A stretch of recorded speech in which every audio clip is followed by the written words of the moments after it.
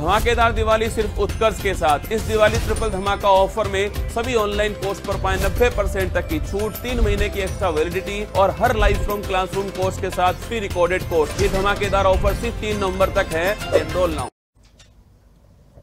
Hello my dear student, स्वागत है आप सभी का एक बार फिर से उत्कर्ष क्लासेस पर। आज के सेशन में प्रीवियस ईयर क्वेश्चंस जैसा कि हम कर रहे हैं वही क्वेश्चंस को हम लोग करने वाले हैं। ये सेशन लेकिन आपको रिकॉर्डेड मिला है बिकॉज ऑफ सम रीजंस। तो स्टार्ट करते हैं इस सेशन को। हम लोग पहले वैसा ही जैसे पेडागोजी के क्वेश्चंस करते थे वो करेंगे, उसके बाद में पोइट्री करेंगे, ग्रामर करेंगे, देन पोइट्री करेंगे। ठीक है, तो स्टार्ट करते हैं। नेशनल करिकुलम फ्रेमवर्क 2005, NCF 2005 की इसमें बात हो रही है।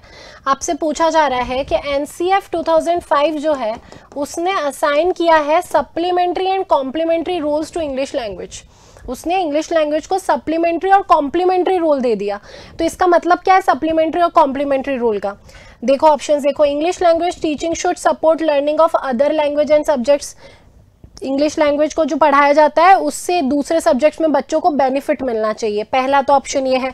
दूसरा है कि इंग्लिश लैंग्वेज का जो टीचिंग है उसको दूसरे सब्जेक्ट के टीचिंग से सीखने से कुछ भी मतलब नहीं है। तीसरा ऑप्शन है English language teaching is a hindrance. English language पढ़ाना तो बाधा बनता है दूसरे सब्जेक्ट्स में, अदर लैंग्वेजेस में भी बाधा बनती है। इंग्लिश सिखा देते तो हिंदी खराब हो जाती है, ऐसा है क्या? सी ऑप्शन तो पहले ही एलिमिनेट हो गया। Teaching violets the mother tongue based language education. तो मातृभाषा पर बेस्ड जो एजुकेशन सिस्टम है उसको खंडित कर देता है इंग्लिश सिखाना। ये भी बिल्कुल गलत हो गया, डी भी गलत हो जाएगा। अब इन दोनों में से भी सही कौन सा? ए ऑप्शन है। इसको सप्लीमेंट्री और कॉम्प्लीमेंट्री, कॉम्प्लीमेंट्री क्या होता है? पूरक होता है। तो ये दूसरे भाषा में पूरक की तरह काम करेगा दूसरे सब्जेक्ट्स में। उसके बाद ये सप्लीमेंट्री की तरह काम करेगा, तो सप्लीमेंट्री उसमें एड ऑन होके काम करेगा। ठीक है, तो इसमें सही कौन सा? ए ऑप्शन है। याद रखना ये किस में आता है? NCF 2005 में आता है। चलिए आगे चलते हैं। Second, the reader uses his prior knowledge. Reader जो है वो क्या कर रहा है? अपनी पिछली नॉलेज को, जो उसको ऑलरेडी पता है, उसको यूज कर रहा है। फिर वो क्या कर रहा है? सिमेंटिक और सिंटैक्टिक क्यूज दे रहा है, then moves to other more specific information. मतलब वो क्या कर रहा है? सिमेंटिक मतलब मीनिंग निकालने की कोशिश कर रहा है, सिंटैक्टिक उसे सही प्रॉपर अरेंजमेंट में अरेंज करने की कोशिश कर रहा है। पहले उसने प्रायर नॉलेज का हेल्प लिया। तो ये जो मॉडल है और रीडिंग द रीडर है हियर अडॉप्ट्स। तो इसमें जो बच्चा रीडिंग कर रहा है वो कौन सा रीडिंग कर रहा है? वो बॉटम अप मॉडल कर रहा है, टॉप डाउन मॉडल कर रहा है, इंटरैक्टिव मॉडल कर रहा है कि होल लैंग्वेज मॉडल है?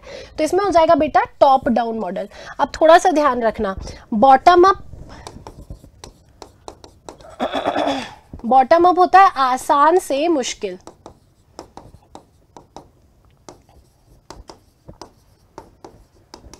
और टॉप डाउन होता है पहले मुश्किल काम कर लिया, आसान तो अपने आप ही हो जाएगा। मुश्किल से आसान, ये क्या होता है? आपका टॉप डाउन होता है। आ रही है बात समझ में? ये दोनों में डिफरेंस है। ये बॉटम अप का को एक और तरीके से बोला जाता है सिंपल टू कॉम्प्लेक्स। इसे सिंपल टू कॉम्प्लेक्स भी बोलते हैं हम लोग। वैसे टॉप डाउन को हम लोग कॉम्प्लेक्स टू सिंपल भी बोलते हैं। ठीक है, तो इस प्रकार से आपके ये दो टाइप के मॉडल हो गए।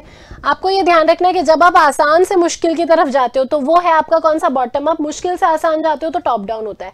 अब यहाँ पे रीडर जो है वो अपनी पुरानी नॉलेज को देख रहा है, रिसर्च कर रहा है, फिर पढ़ना शुरू कर रहा है। तो पहले पूरा अपना बुद्धि चला ली ना, उसने कॉम्प्लेक्स काम कर लिया, तो ये कौन सा हो जाएगा? आपका टॉप डाउन अप्रोच कहलाएगा। कॉम्प्लेक्स से आसान पर जा रहा है वो। विच of the following statements is true of language learning? आपको बताना है कौन सा स्टेटमेंट ट्रू है। First language interferes in the learning of second language, बिल्कुल नहीं। हिंदी जो है वो हेल्प ही करेगी सेकेंड लैंग्वेज को सीखने में। First language supports learning of second language, ये बिल्कुल सही हो सकता है। Language learning has nothing to do with content learning, ये गलत हो गया। लैंग्वेज लर्निंग आती है तो कंटेंट लर्निंग अपने आप आ जाती है। Every language is different and learning of language is also discrete, ये भी हो सकता है। लेकिन learning of language is not discrete, learning of language is abstract. क्या होता है एब्स्ट्रैक्ट और डिस्क्रीट में फर्क? डिस्क्रीट सोच समझ के जो काम किया जाए वो डिस्क्रीट होता है, एब्स्ट्रैक्ट होता है जिसमें कोई रूल रेगुलेशन नहीं लग रहा है, वो एब्स्ट्रैक्ट हो जाएगा। तो जैसे लैंग्वेज लिखा तो लैंग्वेज की स्पेलिंग ऐसे क्यों लिखी है हम लोगों ने? हमने कोई और तरीके से एल को क्यों नहीं बनाया? हम एल को ऐसे क्यों नहीं बनाते? हम एल को ऐसे क्यों बनाते हैं? हम ए को ऐसे क्यों बनाते हैं? हम ऐसे क्यों नहीं बनाते ए को? कि हमने ऐसे बना दिया। तो ये जो है इसका कोई रीज़न नहीं है, तो ऐसी चीज़ों को हम एब्स्ट्रैक्ट बोलते हैं। तो ये वाला भी चला गया। डिस्क्रीट होता है जो सोच समझ के एकदम विवेकपूर्ण तरीके से हो रहा है। तो अब यहाँ पे सही क्या हो जाएगा, first language supports learning of second language, ये ट्रू है सबसे ज़्यादा। ठीक है, आगे चलो। According to national curriculum framework NCF 2005 which one of the following is not an objective of language teaching learning, कौन सा ऑब्जेक्टिव नहीं है? The competence to understand what one hears, बिल्कुल उसको समझ में तो आना चाहिए कि जो वो सुन रहा है वो उसको आ रहा है कि नहीं, तो ये तो है objective. Ability to read with comprehension, ये भी है। एफर्टलेस एक्सप्रेशन, बहुत अच्छे से अपनी भाव को व्यक्त कर पाए लैंग्वेज सीखने में, ये भी सही है। To know the history of language, history क्या करना पता करके, तो हिस्ट्री को पता करने की कोई आवश्यकता नहीं होती। ठीक है, तो ये फोर्थ का सही आंसर डी होगा। नॉट लिखा हुआ था इसलिए किया बेटा, है ना। फिफ्थ देखो, the teacher's role is shifting from sage on the stage to guide on the side. थोड़ा सा ध्यान से देखो, sage on the stage to guide on the side.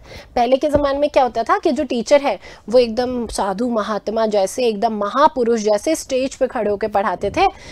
तो वो वाली रीडिंग, वो वाली टीचिंग से अब हम किस पे आ गए हैं, गाइड ऑन द साइड। मतलब हम बिल्कुल बच्चे के एकदम फैकल्टी फ्रेंड की तरह उसके बिल्कुल सर पे हाथ रख के उसको समझाएंगे हम चीज़ों को।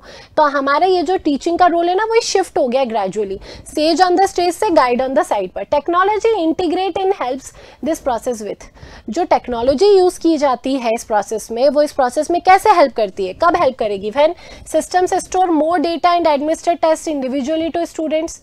Students actively search for and explore answer instead of receiving standard inputs. मतलब जो स्टूडेंट्स हैं वो खुद करने की कोशिश करें, वो सिर्फ यही नहीं उम्मीद करें कि सब हमको क्लास में एज इट इज पढ़ा दिया जाएगा, स्पून फीडिंग करवा दी जाएगी, है ना। फिर जहां जहां प्रॉब्लम आ रही है उनको समझाएगा गाइड ऑन द साइड। पहले क्या होता था, सेज ऑन द स्टेज के सब परोस के दे दिया पूरा का पूरा, लो खा जाओ, पूरा खा जाओ तुम लोग। तो उससे क्या होता है कि बच्चों में उसको अप्लाई करना नहीं आ पाता। ठीक है, तो अब गाइड ऑन द साइड बन गए टीचर्स, इसको ध्यान रखिए। अगला question, which of the following methods of language learning and teaching is also known as the Berlitz method. तो मैक्समिलियन बर्लिट्ज ने जो मेथड दिया था वो था डायरेक्ट मेथड। तो याद रखना, मैक्समिलियन बर्लिट्ज ये कौन सा मेथड है आपका, डायरेक्ट मेथड है। ठीक है, तो ये सी ऑप्शन आपका करेक्ट हो जाएगा। The substitution table method was adopted by, substitution table method Palmer के द्वारा अडॉप्ट किया गया था, H.E. पाल्मर। ध्यान रखो, पाल्मर सब्स्टिट्यूशन टेबल मेथड। देखो आप क्या करते हो, सब्स्टिट्यूशन टेबल मेथड में मैच द फॉलोइंग करते हो, तो आप ऐसे उंगली से पाम से मैच द फॉलोइंग करोगे, पाम मतलब हाथ, हाथ से मैच द फॉलोइंग करोगे, तो पामर नाम ध्यान रख लेना, ऐसे याद हो जाएगा। ठीक है, चलिए आगे चलते हैं। The procedure of alphabetical method is, alphabetical method से जो क्लास में पढ़ाया जाता है उसका प्रोसीजर क्या होता है? पहले बाद में क्या पढ़ाओगे? सबसे पहले आप अक्षर पढ़ाते हो, है ना। अक्षर के बाद में शब्द, फिर वाक्य, फिर पैराग्राफ आ जाते हैं। तो अक्षर को क्या बोलते हैं? लेटर्स। लेटर्स के बाद में वर्ड्स, वर्ड्स के बाद में फ्रेजेस, फिर आया सेंटेंसेस। फ्रेजेस नहीं आता था, लेटर्स, वर्ड्स, सेंटेंसेस और पैराग्राफ्स, ये हो जाएगा। पहले लेटर्स, फिर वर्ड्स, फिर सेंटेंसेस, फिर पैराग्राफ्स, ये होता है। फ्रेजेस व्रेजेस नहीं पढ़ाए जाते, लेटर्स पढ़ाएंगे, वर्ड्स पढ़ाएंगे, फिर सेंटेंसेस पे आ गए, फिर पैराग्राफ पर आ गए। ठीक है, इस अप्रोच को अपनाते हैं हम लोग। आगे चलो, अ लिसनिंग स्टिमुलस, इनमें से कौन सा लिसनिंग को बढ़ा देता है, स्टिमुलस की तरह काम करता है, उसको मोटिवेट करने का काम करता है। Presents input to separate groups of students who gather again to share it. आपने इनपुट दे दिया अलग अलग ग्रुप्स को जो फिर से इकट्ठे होकर उस इनपुट को शेयर कर लेंगे। Is listening to a good commentary to review it, अच्छे कमेंट्री को सुनना, उसको रिव्यू करने के लिए। Enables students to discuss a set of criteria that they prioritize to complete and present a task. Presents and information gap activity such as giving directions. तो listening stimulus इसमें क्या है, एक एक्टिविटी दे दिया जैसे गिविंग डायरेक्शन, तो direction बताना लिसनिंग स्टिमुलस को बढ़ाएगा। तो इसमें डी ऑप्शन जो है वो सबसे करेक्ट होगा। बाकी किसी में भी लिसनिंग स्टिमुलस नहीं बढ़ेगा, मतलब लिसनिंग स्टिमुलस की तरह वो काम नहीं करेगा। लिसनिंग में सबसे अच्छे से समझ में आएगा जब हम लोग डायरेक्शन समझा रहे हैं बच्चों को, वो उस चीज़ को याद भी रखेंगे, है ना। और इन्फॉर्मेशन गैप एक्टिविटी भी हो जाती है, ये भूल भी जाते बच्चे बीच बीच में। Reading English as a second language means, जब हम रीड कर रहे हैं इंग्लिश को सेकंड लैंग्वेज की तरह, तो इसका मतलब क्या है, हमने जोर जोर से पढ़ना चाहिए। हम ग्रामर के लिए पढ़ रहे हैं, हम मीनिंग मेकिंग के लिए पढ़ रहे हैं, decoding of letters and words हम मीनिंग मेकिंग के लिए पढ़ रहे हैं। हम सेकंड लैंग्वेज की तरह इंग्लिश को पढ़ रहे हैं तो हम उसका मतलब समझने के लिए पढ़ रहे हैं। ठीक है, जोर जोर से सुनाने के लिए नहीं पढ़ रहे हैं। The use of dictionary does not help learners to, dictionary किस चीज़ में मदद नहीं करती, नॉट लिखा हुआ है। फाइंड आउट हाउ से अ वर्ड, देखो वर्ड बोलना सीख जाओगे आप, इसमें तो मदद करती है। अब प्रोफिशिएंट इन ओरल कम्युनिकेशन, बिल्कुल ओरल कम्युनिकेशन में प्रोफिशिएंट नहीं कर सकती है, वर्ड को बोलना सिखा सकती है क्योंकि उसमें लिखा रहता है, जो आपका फनेटिक है, फनेटिक की तरह से लिखा रहता है। आप कुछ कुछ वर्ड्स को देखोगे तो आपको ये ऐसा ऐसे साइंस जो हैं वो आपको मिलते हैं वहाँ पर लिखे हुए, ये डॉट ऐसे ऐसे साइंस आपको लिखे हुए मिलते हैं। तो इनको पढ़ के आप लोग पढ़ना तो सीख जाते हो, लेकिन आप ओरल कम्युनिकेशन में प्रोफिशिएंट नहीं हो सकते, निपुण नहीं हो सकते डिक्शनरी को पढ़ के, ठीक है। As per Noam Chomsky's theory, the role of language acquisition device is to, LED का रोल क्या है आपको बताना है, ग्रामर रूल्स को जनरेट करना। क्या करता है LED हमारे दिमाग में सेंटेंसेस को सही सीक्वेंस में जमा देता है, सिंटेक्स उनका जमा देता है, तो ग्रामर रूल्स को जनरेट करता है ये। अब लिखा हुआ है teacher found some of the aspects of language learning, for example reading with understanding a text on scientific concepts. She decided to pick students who find it difficult on the particular aspects. उन्होंने उन students को पकड़ा जो कुछ कुछ पहलुओं में बहुत वीक हैं, पीछे हैं। She took separate session for them, अलग से सेशन लिया to support them read and understand such text. What is she trying to do here, यहाँ पे मैडम क्या करने की कोशिश करें, देखो जब भी कमजोर बच्चों को निकाल के उन पे अलग से वर्क किया जाएगा वो हो जाएगा आपका रेमेडियल टीचिंग। कमजोर जब बच्चों को पिक आउट किया, उन पर काम किया, उनको समझाया चीजों को, ये कहलाता है आपका रेमेडियल टीचिंग, ठीक है। 13, 14 देखो, विच of the following is not an assessment tool for language learning, कौन सा असेसमेंट टूल नहीं है लैंग्वेज लर्निंग का। अब देखो असेसमेंट टूल बोला गया है, मतलब आपको देखना है, असेस करना है, रिजल्ट देना है कि बच्चे जो हैं वो अच्छे से सीख पाए कि नहीं सीख पाए। तो कैसे रिजल्ट दे सकते हो, पोर्टफोलियो से दे सकते हो, ऑब्जर्वेशन शेड्यूल से दे सकते हो, असाइनमेंट दे के भी दे सकते हो, रियालिया से नहीं देते। रियालिया क्या होता है, रियल लाइफ एग्जाम्पल्स का यूज करना,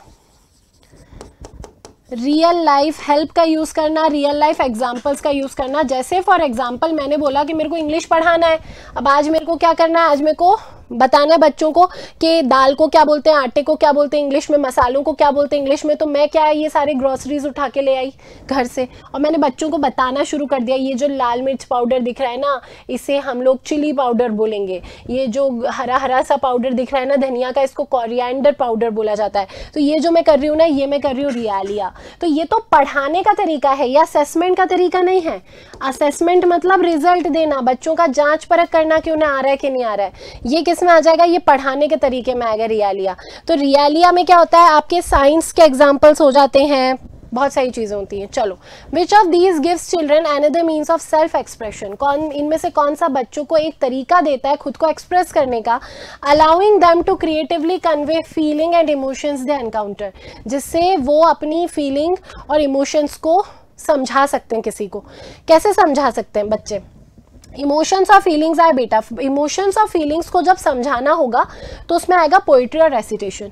तो जब आप पोइट्री और रेसिटेशन करवाते हैं तो बच्चा अपने आप को एक्सप्रेस करना सीखता है, क्योंकि उसको भाव दूसरे कैसे एक्सप्रेस कर रहे हैं वो समझ में आ जाते हैं, है ना। तो बी ऑप्शन सही होगा। एस्थेटिक भी आएगा तो पोइट्री लगाया करो, इमोशन कभी भी आएगा तो भी पोइट्री लगाया करो।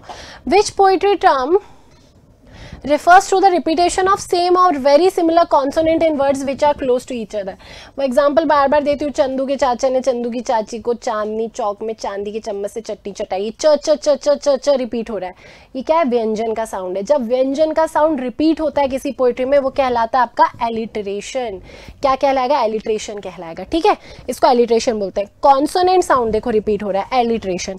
अगर वॉवल रिपीट होगा बेटा, ध्यान से समझना, इसमें कंफ्यूजन बहुत होता है। वॉवल रिपीट होगा तो उसे एजोनेंस बोला जाता है। वॉवल का साउंड रिपीट हो रहा है तो एजोनेंस। जैसे मैंने बोल दिया Spain, rain in Spain again, इस रेन इन स्पेन अगेन। देखो इसमें मैं ए आई क्या क्या कर रही हूँ, वॉवल का साउंड रिपीट कर रही हूँ। तो ये जो है ये काय का एग्जाम्पल हो गया, एजोनेंस का एग्जाम्पल हो गया, ठीक है। और एलिट्रेशन में आपका कॉन्सोनेंट जो है वो रिपीट होता जाता है। चलो, आई होप समझ में आएगा। आपको बताना है स्ट्रॉन्ग का नाउन फॉर्म। अब आपकी ग्रामर शुरू हो गई है तो स्ट्रॉन्ग का नाउन फॉर्म क्या हो जाएगा, स्ट्रॉन्ग का एडजेक्टिव है, इसका जो नाउन फॉर्म होगा वो हो जाएगा ताकत। ताकत को क्या बोलते हैं, ताकत नाम है ना, स्ट्रेंथ जो है वो इसका नाउन फॉर्म है। 18 question, it has been 2 years dash I last saw you. 2 साल बीत चुके हैं जब मैंने तुम्हें देखा था, since I last saw you, जब से मैंने तुम्हें देखा है, तो since I last saw you, B option correct हो गया। I don't allow anybody dash in my house, मैं किसी को अलाउ नहीं करती क्या करना अपने घर में, to smoke in my house. Allow verb है, 2 वर्ब को जब भी साथ में लिखते हो दूसरी वर्ब को लिखते हो 2 + वर्ब फर्स्ट फॉर्म, सी सही हो जाएगा। चलो आगे बढ़ने से पहले ट्रिपल धमाका ऑफर देख लीजिए, दिवाली धमाका ऑफर है ये ट्रिपल धमाका। ट्रिपल धमाका इसलिए बोल रहे हैं कि 3 आपको उपहार मिल रहे हैं, 90% डिस्काउंट मिलेगा किसी भी ऑनलाइन कोर्स को परचेज करोगे, 3 महीने की एक्स्ट्रा वैलिडिटी मिलेगी, रिकॉर्डेड कोर्सेज फ्री मिलेंगे किसी भी लाइव फ्रॉम क्लासरूम कोर्स के साथ में। ये मध्य प्रदेश के सभी ऑफलाइन ऑनलाइन कोर्सेज पर ये अप्लाइड है, और लेकिन आपको ध्यान रखना है केवल कब तक एप्लीकेबल है, 3 नवंबर। तो ट्रिपल धमाका ऑफर 3 नवंबर तक एप्लीकेबल है, ध्यान रखो उसके पहले आप इसको ले लीजिएगा। कंप्लीट करना है सेंटेंस को आपको। Mr Indrajit Gupta dash that he dash truth to those people. अब ध्यान से पढ़ते हैं, हम लोग ऑप्शंस लगाते हैं। अगर मैं क्लेम्स और स्पोक लगाऊं तो एक सेंटेंस, एक बन गया मेरा प्रेजेंट और दूसरा आ गया पास्ट, तो प्रेजेंट और पास्ट तो होता नहीं है, तो ये तो गलत हो गया। कभी भी 2 सेंटेंसेस पास्ट परफेक्ट में नहीं आते, एक पास्ट इंडेफिनिट एक पास्ट परफेक्ट में आ सकता है, तो ये वाला भी क्या हो गया, गलत हो गया।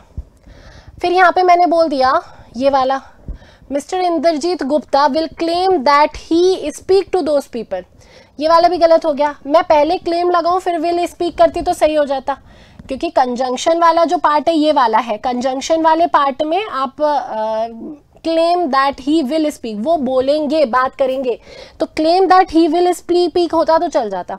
अब बचा क्या, ये वाला, देखो ये भी पास्ट है ये भी पास्ट है, पास्ट इंडेफिनिट का कॉम्बिनेशन बन सकता है, तो बी ऑप्शन सही हो गया। Mr Indrajit Gupta claimed that he spoke to those people, speak का सेकेंड फॉर्म स्पोक, तो पूरा पास्ट में आपका सेंटेंस बन सकता है।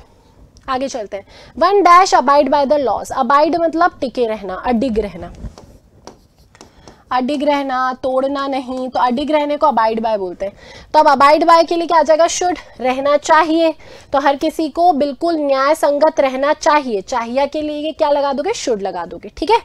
22 question, Ritu is dash most active girl in dash family. Most active superlative degree है, सुपरलेटिव डिग्री के पहले हमेशा द लगता है, तो पहले में द आएगा, ये दोनों तो गए। इन द फैमिली, उसी की खुद की फैमिली में सबसे ज्यादा एक्टिव गर्ल है ना, तो फैमिली ग्रुप भी है बाकी विशेष भी है, तो दोनों सेंस में फैमिली के पहले तो द आएगा ही आएगा। 23 देखो, the triangle dash 3 sides are equal is called an equilateral triangle. Triangle जिसकी तीनों साइड्स इक्वल रहती हैं, मैंने बताया था जिसका, जिसकी, जिसके, जिनका, जिनकी, जिनके के लिए हुज रिलेटिव प्रोनाउन यूज हो जाता है, तो सही होगा इसका option number B. I talk to a group of children, some of dash were very intelligent, उनमें से कुछ बहुत इंटेलिजेंट थे। ऑफ है प्रिपोजिशन, आपको मैंने आज की क्लास में भी बताया था, मतलब कल की क्लास में बताया था, प्रिपोजिशन जो होता है, प्रिपोजिशन के बाद में हमेशा कौन सा केस हो जाता है, ऑब्जेक्टिव, तो ऑब्जेक्टिव केस आएगा, तो यहाँ पे क्या हो जाएगा, them. I talk to a group of children, some of them were very intelligent, उनमें से कुछ बहुत इंटेलिजेंट थे। 25, if the superlative degree is least than positive degree is, least superlative degree है, पॉजिटिव डिग्री कैसी होगी, जैसे बेस्ट सुपरलेटिव है, तो बेस्ट की पॉजिटिव पूछी जाए तो गुड हो जाएगी, गुड, बेटर, बेस्ट। ऐसी लीस्ट की पूछी गई है तो लीस्ट की होती बेटा लिटिल, लेस, लेस नहीं होता, ये ध्यान रखना, लिटिल, लिटिल, लेसर और लीस्ट, तो इसमें पॉजिटिव डिग्री क्या हो जाएगी, लिटिल, लेस, लेसर, लीस्ट नहीं होता, लिटिल, लेसर, लीस्ट होता है, ठीक है। आगे चलो, you always bring a gift dash you come to my house, तुम हमेशा गिफ्ट लाते हो जब भी मेरे घर आते हो, तो जब भी को क्या बोलेंगे, वेन एवर। हाउएवर क्या होता है, हालांकि, व्हाट्सोएवर चाहे कुछ भी, व्हाट्सोएवर चाहे कुछ भी, वेयरएवर कहीं भी, तो जब भी लाते हो का सेंस आ रहा है, तो जब कभी के लिए आप लोग किसका यूज करते हैं, when ever. 27, despite dash having money he died, देखो बेटा इन स्पाइट के साथ में ऑफ आता है, ये सब अलग अलग वर्ड से स्पेस आती है बीच में, है ना, इन स्पाइट ऑफ, लेकिन डिस्पाइट के सामने कुछ भी नहीं आता, दोनों का मतलब है के बावजूद, तो यहाँ पे कुछ भी नहीं आएगा, नन ऑफ दीज सही हो जाएगा। तो despite having money he died, उसके पास में पैसा तो बहुत था फिर भी तो वो मर गया, ऐसे सेंस में बोला जा रहा है। 28, I am looking forward to dash you, हमेशा ध्यान रखना एक बात, सी, टू सी, सीइंग या फिर सॉ, मैक्सिमम स्टूडेंट्स आप इसमें अप्लाई करोगे टू सी, लेकिन गलत हो जाएगा। कभी भी आपको लुकिंग फॉरवर्ड लिखा हुआ दिखता है तो लुकिंग फॉरवर्ड के बाद में आता है आपका नाउन। अगर वर्ब लगाने का मन करेगा तो वर्ब को नाउन या एडजेक्टिव बनाना होता है तो हम जेरेंड बना देते हैं उसे, मतलब हम क्या करते हैं वर्ब की फर्स्ट फॉर्म में आईएनजी लगा देते हैं, ठीक है। तो वर्ब को जोड़ना है तो वर्ब की फर्स्ट फॉर्म में आईएनजी लगा के जोड़ना पड़ेगा। तो I am looking forward to, यहाँ पे टू भी लिखा हुआ है, हमेशा ये अप्लाई होता है। तो I am looking forward to seeing you, है ना। I am looking forward to the results, ये क्या हो गया, रिजल्ट्स नाउन हो गया, तो नाउन आता है, जेरेंड फॉर्म आता है, ठीक है। Next, we were caught dash a shower on our way home. Caught का मतलब हम फंस गए बहुत बुरी तरीके से, शॉवर में फंस गए मतलब बहुत तेज बारिश में फंस गए, तो में फंस गए तो कॉट इन बोलेंगे। We were caught in a shower on our way home, रास्ते में। We set dash for Delhi just after 10, हम दिल्ली के लिए निकल गए 10 बजे, 10 बजे के जस्ट बाद निकल गए। निकलने को क्या बोलते हैं, सेट ऑफ। तो सेट ऑफ का मतलब होता है यात्रा पर जाना, ध्यान रखो। गेट ऑफ बताया था मैंने, गेट ऑफ होता है वाहन से उतरना, सेट ऑफ क्या होता है, यात्रा पर जाना। एक और होता है सेटअप, सेटअप होता है ऑर्गेनाइज करना, व्यवस्था जमाना, तो व्यवस्था जमाने को सेटअप बोलेंगे, लेकिन सेट ऑफ क्या होता है, निकलना, यात्रा पर जाना, ठीक है। चलो 30 हो गए। 31 क्वेश्चन, पैसिव वॉइस बनाना है आपको। They are repairing the bridge, is am are was first form ING, active से passive, is am are were first form ING, convert हो जाएगा is am are being verb third form, है ना। तो कहां दिख रहा है, is am are being verb third form, the bridge is being repaired, ये हो गया C option, the bridge is being repaired. चलिए भाई 32, the father said to his daughter when will you return. Will present change होता है past में, when would she return. आज his daughter when would she return, return first form आएगा, would के साथ में वर्ब की फर्स्ट फॉर्म आती है। कोई भी मॉडल वर्ब के बाद में डायरेक्ट इनडायरेक्ट कुछ भी होता है वर्ब की फर्स्ट फॉर्म आती है, ध्यान रखें हमेशा, ठीक है। 33, चलो अब आया है आपका एक पोएम आई है, अब इसको पढ़ लेते हैं हम लोग और फिर आंसर करते हैं।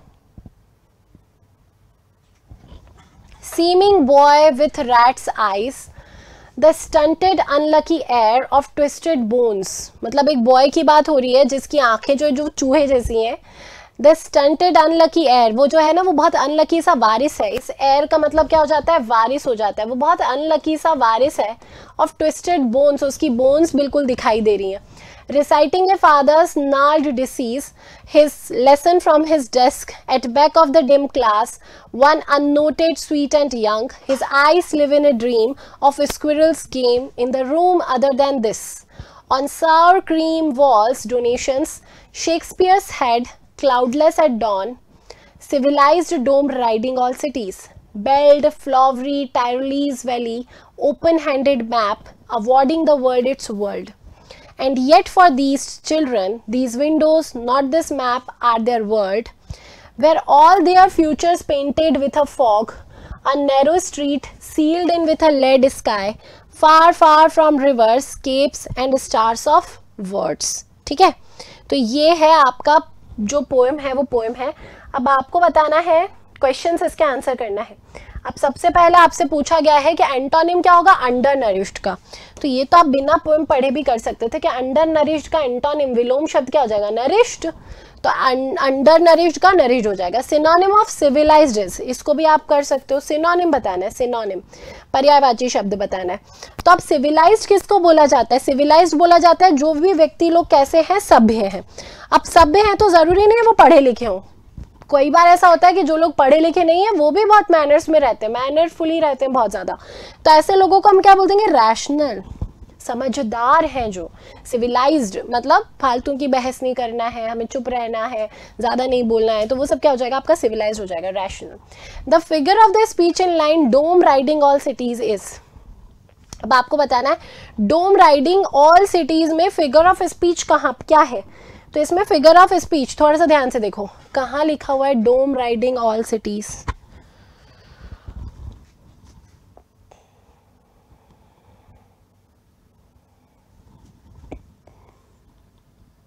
ये रहा, civilized dome riding all cities, cloudless at dawn, civilized dome riding all cities, अब जो है सिविलाइज्ड डोम वो क्या कर रहा है, राइड कर रहा है ऑल सिटीज, मतलब अच्छे वाले जो सभी लोग हैं वो ड्राइव कर रहे हैं सारी सिटीज में, राइड कर रहे हैं। तो ये क्या है, कंपैरिजन किया जा रहा है ना, डोम राइडिंग ऑल सिटीज, डोम से हमने कंपैरिजन कर दिया।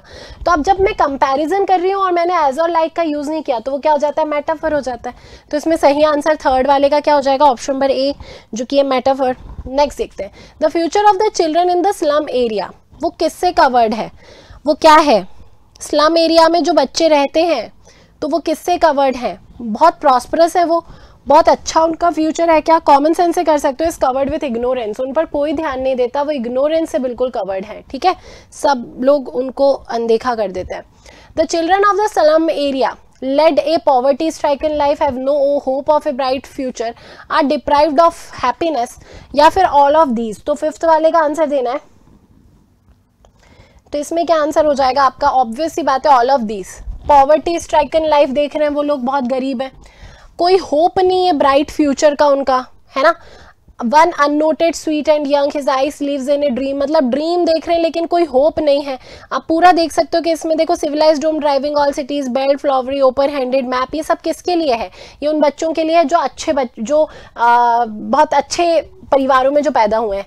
लेकिन स्लम एरिया के जो बच्चे हैं वो पॉवर्टी स्ट्राइकन भी हैं, अंडर नरिश्ड भी हैं, उनके पास में खाने के लिए नहीं है, ब्राइट लाइफ का कोई फ्यूचर नहीं है, और वो हैप्पीनेस भी नहीं है उनके पास में। तो ये ऑल ऑफ दी सही हो जाएगा। ये map symbol the sense of, map जो है वो किस चीज का सेंस दे रहा है, मैप, ओपन हैंडेड मैप ये लिखा हुआ है, देखो, awarding the world it's world, एक ओपन हैंडेड मैप की तरह है जो वर्ल्ड को कैसे कर रहा है, डिनोट कर रहा है, उससे वर्ल्ड से डिनोट कर रहा है। तो ये जो ओपन हैंडेड मैप है, ओपन हैंडेड वर्ड दिख रहा है ना, मतलब आपको समझना ये अच्छी बात है। अब अच्छी बात है तो क्रिटिसिज्म वाला तो चला जाएगा, तो ये कहीं ना कहीं ओपन हैंडेड मैप किसको बता रहा है, एक सकारात्मकता को बता रहा है, ऑप्टिमिज्म को बता रहा है। तो इसका सही आंसर कौन सा होगा, C option. Their time and space of foggy means, अब फॉगी है, फॉग का मतलब होता है धुंधला, मतलब उनका जो फ्यूचर है ना वो कहीं ना कहीं धुंधला है। तो अब धुंधला है तो ब्राइट तो नहीं होगा। The future of slum is obscure, the future of slum is under nourished, तो ये बी और सी बिल्कुल सही आंसर हो जाएगा, डी ऑप्शन करेक्ट है, बी और C. Who is responsible for the bad condition of the slum, कौन है responsible, uh political representative, contractor, businessman, या फिर ऑल ऑफ दीज। तो इसमें आप देखें, आपने क्या बोला था यहाँ पर, his lessons from his desk, his eyes lives in a dream in the room when Shakespeare's head, cloudless at dawn। उसके बाद में आप देखेंगे civilized dome, ठीक है। ये सब लोग जो है वो रिस्पॉन्सिबल हैं किसके, स्लम एरिया की जो बैड कंडीशन है उसकी। तो अब इन सब में देखें तो शेक्सपियर हेड आप क्या बोल देते हैं, शेक्सपियर हेड कौन हो जाएगा, कोई पॉलिटिकल रिप्रेजेंटेटिव हो सकता है। उसके बाद में आप क्लाउडलेस एट डॉन आप बोल रहे हैं। उसके बाद में आप देखो यहाँ पे क्या लिखा हुआ था, on Sawar cream walls donations, donations की भी बात की जा रही है, मतलब बिजनेसमैन, कॉन्ट्रैक्टर भी हो सकते हैं। तो इसमें सही आंसर हो जाएगा डी ऑप्शन, जो कि ऑल ऑफ दीज। किसी पर्टिकुलर को उन्होंने नहीं बताया था, इससे भी आप देख सकते थे कि ऑल ऑफ दीज आंसर है। बस ये आखिरी क्वेश्चन था आपका। दिवाली धमाका ऑफर जो है वो एप्लीकेबल है यहाँ पर भी, तो आपको 90% डिस्काउंट मिल रहा है अगर आप उत्कर्ष ऐप पर किसी भी टेस्ट सीरीज को ज्वाइन करते हैं। तो आप कोई भी टेस्ट सीरीज ज्वाइन कीजिएगा, आपको 90% तक ऑफ मिलेगा। लेकिन ये जो आपको ऑफ मिल रहा है ये केवल मिल रहा है 3 नवंबर तक। ये सभी आपको टेस्ट सीरीज कुछ दिखाई दे रही है, और भी टेस्ट सीरीज आपको उत्कर्ष ऐप पर मिल जाएंगी। तो जल्दी से एक बार विजिट कर लीजिएगा आप उत्कर्ष ऐप को। यहाँ पर हम आज का सेशन एंड करते हैं हमारा। Thanks for watching, thank you so much.